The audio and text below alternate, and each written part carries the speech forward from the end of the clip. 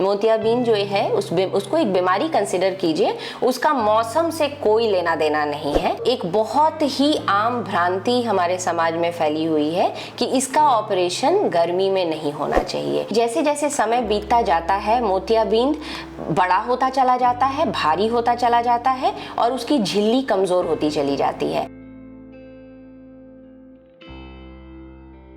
मैं डॉक्टर निम्मी रानी, डायरेक्टर दृष्टिकुंज नेत्रालय पटना।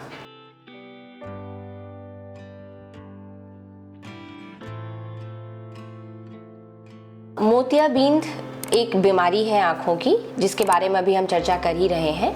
और अगर इसकी डायग्नोसिस गर्मी के वक्त में होती है तो एक बहुत ही आम भ्रांति हमारे समाज में फैली हुई है कि इसका ऑपरेशन गर्मी में नहीं होना चाहिए।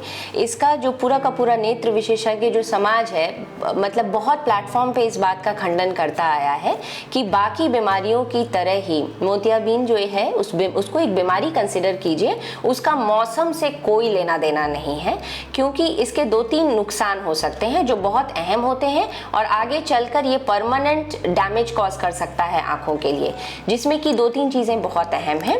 एक तो ये कि जैसे जैसे समय बीतता जाता है मोतियाबिंद बड़ा होता चला जाता है, भारी होता चला जाता है और उसकी झिल्ली कमजोर होती चली जाती है।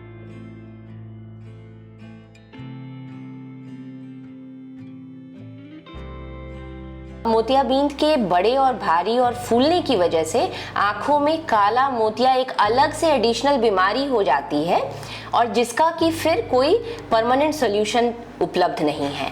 तो काला मोतिया में उसको कन्वर्ट नहीं होने देना चाहिए। मोतियाबिंद का इलाज समय रहते होना चाहिए। झिल्ली कमजोर हो जाने की वजह से कई बार हमने देखा है कि एडवांस कैटरैक्ट हो गया, कॉम्प्लिकेटेड हो गया, तो सर्जरी करना इंट्रा ऑप कॉम्प्लिकेशंस के चांसेस बहुत हाई होते हैं।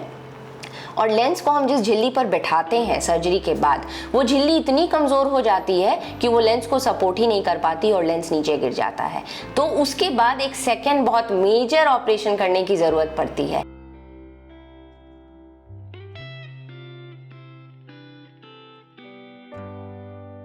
इतने सारे कॉम्प्लिकेशंस को ध्यान में रखते हुए ये बहुत ज़रूरी है कि कैटरैक्ट सर्जरी उसको गर्मी और किसी भी मौसम से जोड़ के देखने की ज़रूरत नहीं है।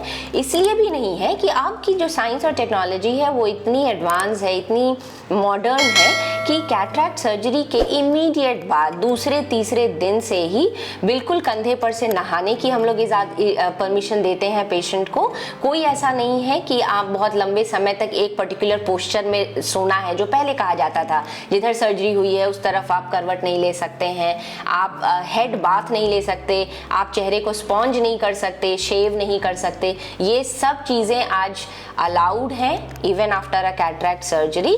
कोई भी गर्मी की वजह से एज सच कोई परेशानी मरीज को नहीं आती है और इंसिजन साइज बहुत छोटा होने की वजह से रिकवरी भी बहुत फास्ट होती है। तो 24 से 48 घंटे के भीतर अपनी जो डेली एक्टिविटीज़ है उसको रिज्यूम किया जा सकता है।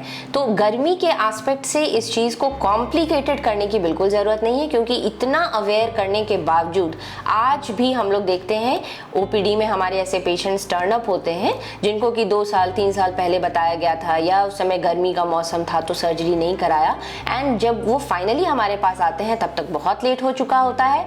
अच्छी सर्जरी करने के बाद भी नस सूख जाने की वजह से उनकी रोशनी में कोई सुधार नहीं हो पाता है। तो इस चीज को ध्यान में रखते हुए ये समझना है, बहुत इंपॉर्टेंट है कि अब पहले वाली बात नहीं रही। पहले बहुत बड़े चीरे का इस्तेमाल होता था तो पोस्ट ऑपरेटिव रिकवरी और पोस्ट ऑपरेटिव प्रिकॉशंस का लिस्ट बहुत बड़ा होता था। अब ऐसा नहीं है।